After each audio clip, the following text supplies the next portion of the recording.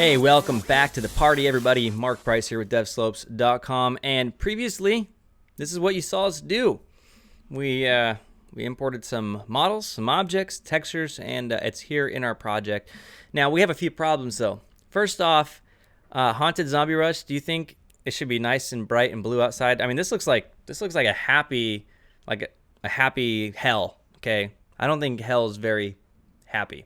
We need to make it a little bit more gloomy and dark, and I think the default settings for Unity is just kind of screwing that up for us right now. If you notice, our scene came with a directional light, okay, which I can turn on and off.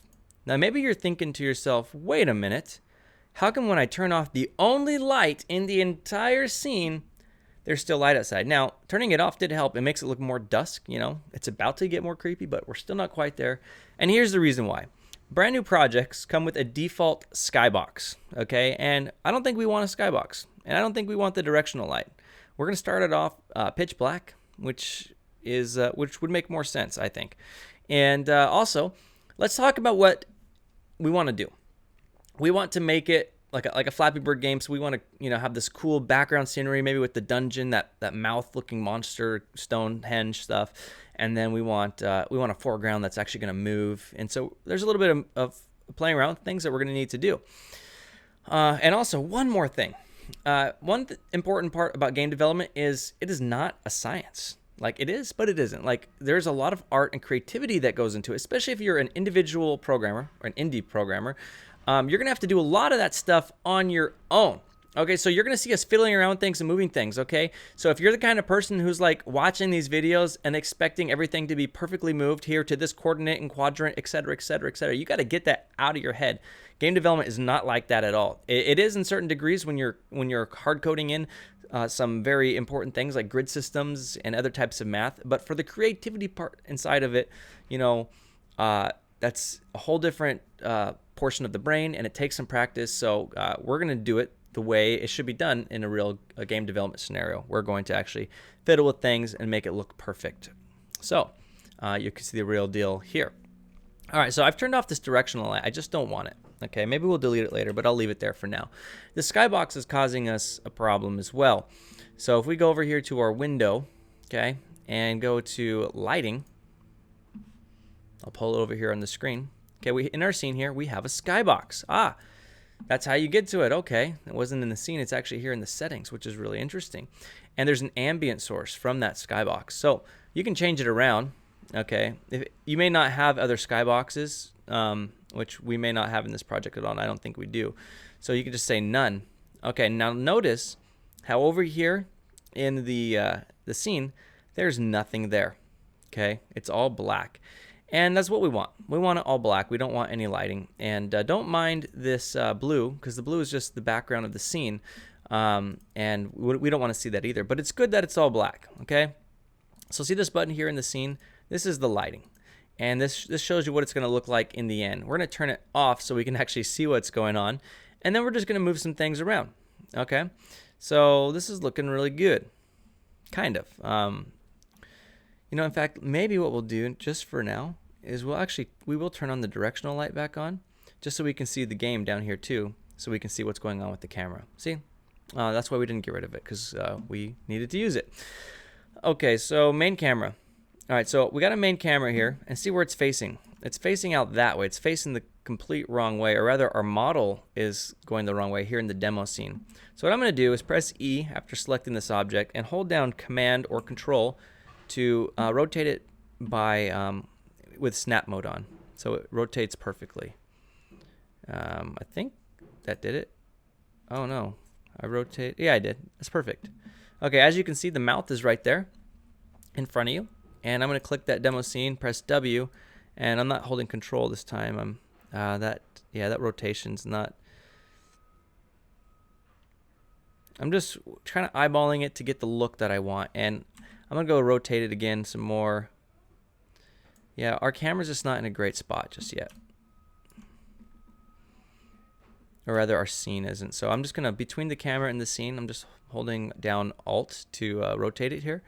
I'm going to click our demo scene again, and it's just not quite getting there yet. Let's move it this way. in this way and move it back a little bit because I want this to be the far background. I'm just rotating E, W to go into the move mode here.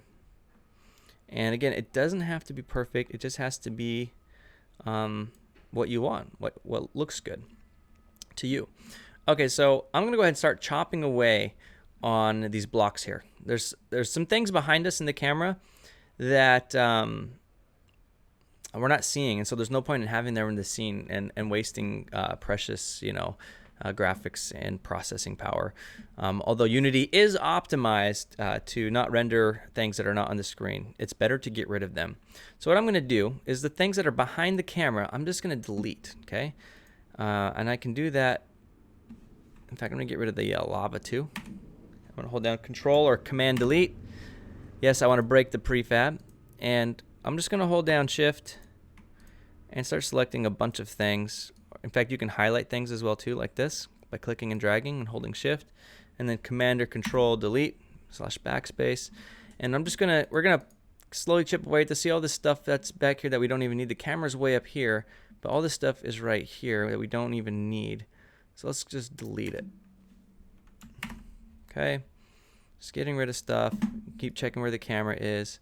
Yeah, I don't think we need this. In fact, I can zoom in here and hold down press Q to move, go into pan mode, and then W to select. And I just want to get rid of some things that I don't think we're going to need.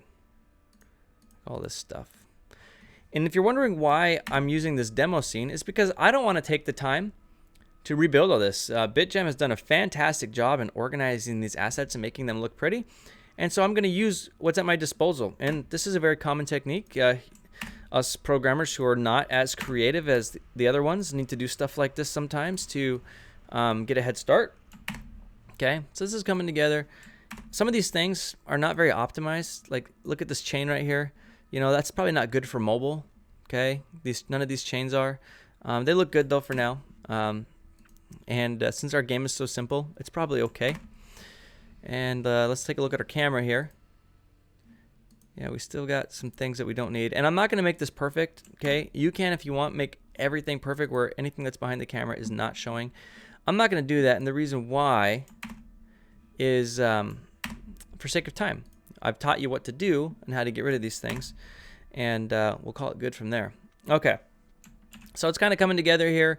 It's looking good, okay? Let's go just play with our camera a little bit here. Yeah, and couple things to note about the camera now. The camera has a couple options. Right now we're in perspective mode, and notice how the background here is blue. Okay, we can also change this to orthographic, and look what happens in the game scene. Okay, you're like, what is going on here? Like, what? So the orthographic camera makes everything look kind of flat, and if I change the size, like to zoom out, okay, it removes perspective. Now maybe you're thinking to yourself, well, maybe that'd be great for a 2D game like Flappy Bird. Well, for a 2D game, yes, and maybe even for this game, but I don't really like the look of it. It doesn't have enough perspective, and it just looks kind of ugly. So we're gonna go back to perspective mode, and then I think it gives us a lot more life and character. And I'm still just not quite happy with these pieces here. I want to get rid of all the stuff here in the middle. We're almost there, ladies and gentlemen. Let's just hold down Shift and get rid of a bunch of these things. I just want to get rid of all this. Oops, and I just deleted my camera on accident. There we go. Okay, undo, Control Z, Command Z. Okay. And just a few more things here. Again,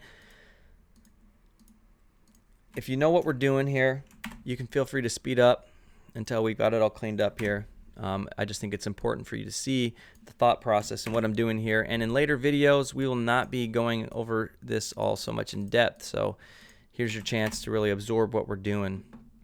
Okay, almost there. Let's just get rid of this stuff here. Yeah, these bones. You may not want to use these bones because they've got a lot of, they're not mobile optimized. Too many polygons.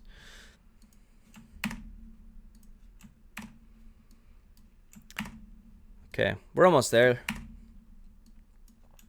Because what I want to do is I want this to kind of be the background, and then I want lava underneath it, okay? Let's get rid of these bones.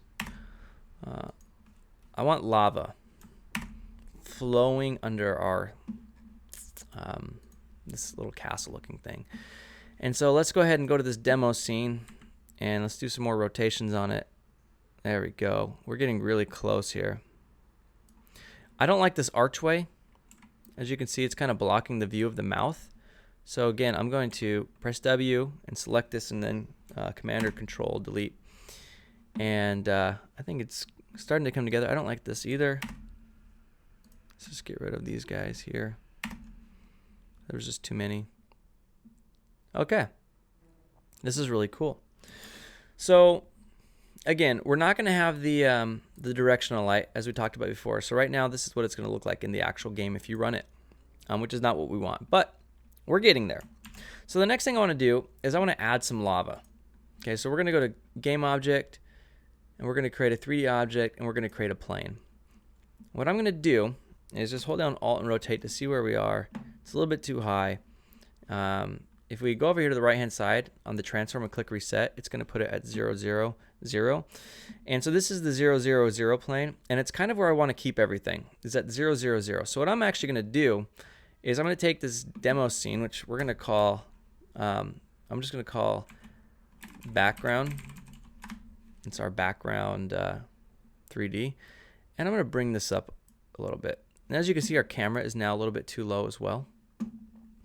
So I'm going to bring that up as well too. Kind of like this. Perfect. And then I'm just going to make it really big. And there's our lava, right? It's just going across the screen. It's looking real good. And then I'm going to bring it down until it's at a point where it looks like lava, which I think is right here. We need that front platform kind of into it. In fact, we can select our background here and E to rotate. Let's just move it, rotate it downwards a little bit, slightly like this, to have an angle. So no matter where I put it, it kind of digs into the lava, which is what we want. We don't want to see edges. Cool. Okay. So what we're going to do is we're going to get a texture on this lava, and then we'll call this video done. So how do we do that? Well, let's go ahead and over here in our assets folder, we're going to create a new folder. So click assets, right click it and go to create folder. And we're going to create a new folder called materials. And in that folder, we're going to right click and go to create. And we're going to create a material. And let's call this material lava. Okay. And we need to select a texture for this. So in the albedo, and by the way, I don't know what albedo means. I probably should have looked it up. Like as far as like the actual word, but we need to select the texture. Okay, and lava is the texture I want for this. And what we're going to do is we're going to grab this material and just drag it over here onto the lava here. Now, of course, it's way too big. Okay, and I don't like the shadowing either, but that's for later. We'll handle that later. So let's set up some tiling. Let's try 4 and 4. Oops, I did it in the wrong spot. We want to set the tiling up here. 4 and 4. It's still a little too big, so 6 and 6. It's still, I don't know. Let's try 8 and 8. Okay. Per the camera perspective, I think 8 and 8 is really starting to come together. I mean, we could try something crazy like 12 and 12. Well, it's not too bad actually. Let's just do 10 and 10 to meet in the middle here. Okay, so we got some nice tiling on the lava. This is our camera facing here. Of course, the background is blue, but we'll manage that later. And everything's still kind of shiny, which I don't like. But we're going to call this video done. What we've done so far is we've imported we've chopped up an existing prefab that somebody else made, and we've kind of used it to our advantage. We've adjusted the camera. We've adjusted the positioning of the 3D object. We've turned off the directional light, and we have also turned off the skybox. And while we've turned the directional light back on, as you can see here, we have a little bit more lighting now. And I think it's coming from that material. It's being generated a little bit from there, but that's okay for now. And let's call this video done. Mark Price at devslopes.com, moving on and forward.